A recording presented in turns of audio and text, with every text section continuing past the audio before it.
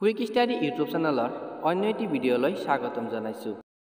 আজিৰ ভিডিঅ'টিৰ যোগেদি ছাত্ৰ ছাত্ৰীসকলৰ বাবে লৈ আহিছোঁ শিক্ষক দিৱস উপলক্ষে অনুষ্ঠিত কৰা ৰচনা প্ৰতিযোগিতাৰ বাবে ডক্টৰ সৰ্বপল্লী ৰাধাকৃষ্ণনৰ বিষয়ে এটি আকৰ্ষণীয় ৰচনা। মৰমৰ বন্ধু বান্ধৱীসকল, আপুনিও যদি এই প্ৰতিযোগিতাত অংশগ্ৰহণ কৰিব বিচাৰিছে তেন্তে ভিডিঅ'টো স্কিপ নকৰাকৈ শেষলৈকে চাব আৰু চেনেলটোলৈ যদি নতুন আহিছে তেন্তে অনতিপলমে ছাবস্ক্ৰাইব কৰিবলৈ নাপাহৰিব। আৰম্ভণি। মানৱ সভ্যতাৰ ইতিহাসত শিক্ষকসকলক সৰ্বাধিক গৌৰৱৰ আসন দিয়া হৈছে। শিক্ষক হৈছে সমাজৰ দিহাদৰ্শক, জ্ঞানৰ প্ৰদীপ আৰু নৈতিকতাৰ পথদৰ্শক। ভাৰতীয় সমাজত শিক্ষকসকলক গুৰু ব্ৰহ্মা, গুৰু বিষ্ণু, গুৰুদেৱ মহেশ্বৰ বুলি সন্মান কৰা হয়।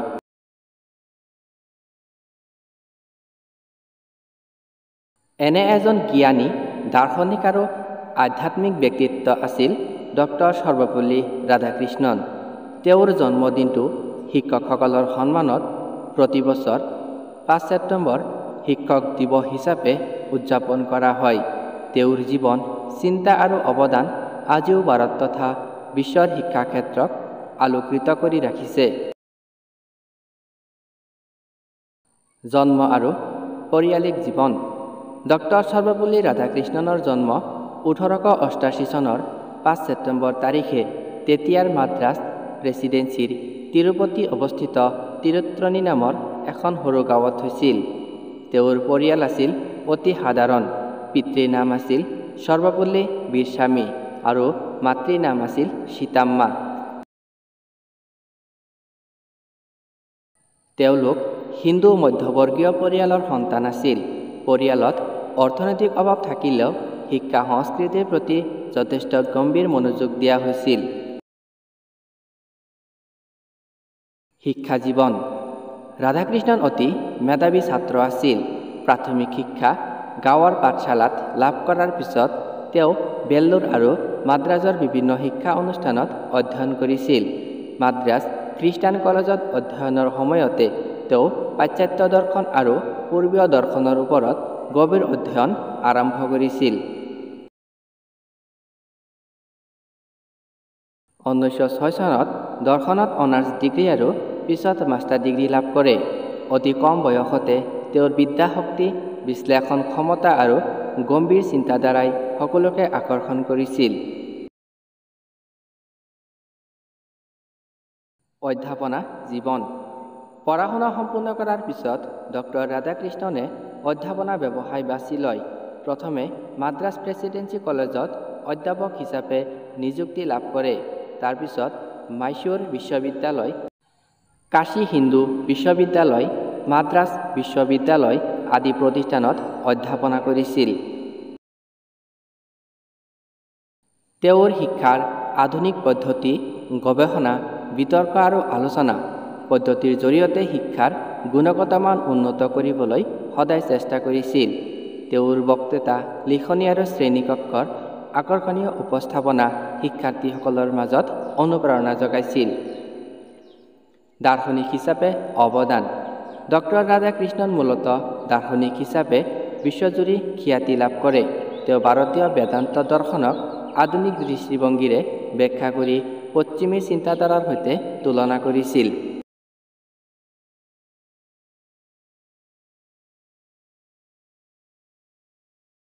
তেওঁৰ Indian philosophy, the Hindu view of life, religion and society, eastern religion and western thought আদি গ্ৰন্থসমূহ বিশ্বমানৱিক ভাৰতীয় আধ্যাত্মিকতাৰ গভীৰতা চিনাই দিয়ে। তেওঁ বিশ্বাস কৰিছিল ধৰ্ম মানে কেতিয়াও সংকীৰ্ণতা নহয়, ধৰ্ম মানে জীৱনৰ পূৰ্ণতা। ৰাজনৈতিক জীৱন। শিক্ষা আৰু দৰ্শনৰ জগতৰ লগতে ডক্টৰ ৰাধাকৃষ্ণনৰ ৰাজনৈতিক জীৱনো উজ্জ্বল আছিল। 1949 চনত তেওঁক ভাৰতৰ প্ৰধান প্ৰতিনিধি হিচাপে ইউনেস্কোত প্ৰেৰণ কৰা হয়।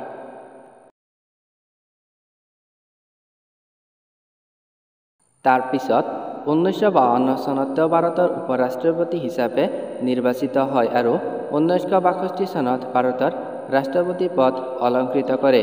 ৰাষ্ট্ৰপতি হিচাপে তেওঁৰ গম্ভীৰতা, নৈতিকতা আৰু শিষ্টাচাৰে সকলোৰে হৃদয় জয় কৰিছিল। শিক্ষক দিৱসৰ জন্ম। ডক্টৰ ৰাধাকৃষ্ণনৰ জন্মদিন 5 ছেপ্টেম্বৰত ভাৰতত শিক্ষক দিৱস হিচাপে পালন কৰা হয়। তেওঁ ৰাষ্ট্ৰপতি হোৱা সময়ত কিছুমান শিষ্য আৰু শুভাকাংক্ষীয়ে তেওঁৰ জন্মদিন উদযাপন কৰিবলৈ অনুৰোধ কৰোঁতে তেওঁ কৈছিল,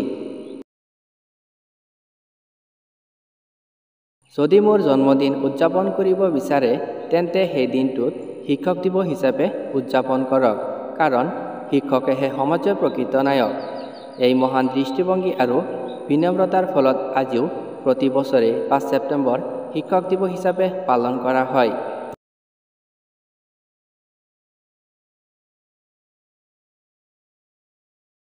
বিদেশত খ্যাতি। ডক্টৰ ৰাধাকৃষ্ণনৰ জ্ঞান আৰু বক্তৃতা কেৱল ভাৰতত নহয়, বিদেশতো প্ৰশংসিত হৈছিল।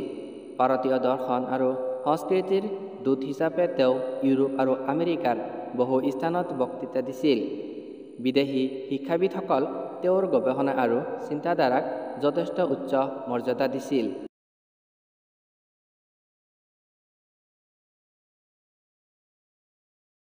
উপসংহাৰ। ডক্টৰ সৰ্বপল্লী ৰাধাকৃষ্ণন আছিল এনে এক অনন্য দাৰ্শনিক, মহান শিক্ষক আৰু গুণী ৰাজনীতিজ্ঞ।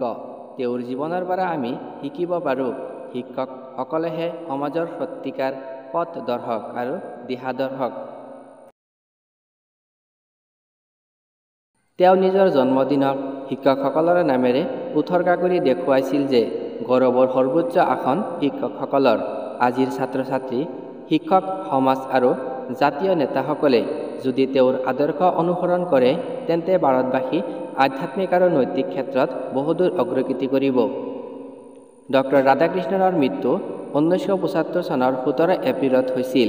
তেতিয়াৰ পৰা তেওঁৰ অনুপস্থিতিও তেওঁৰ চিন্তাধাৰা, গ্ৰন্থ আৰু আদৰ্শই কোটি কোটি ভাৰতীয়ক অনুপ্ৰাণিত কৰি আহিছে।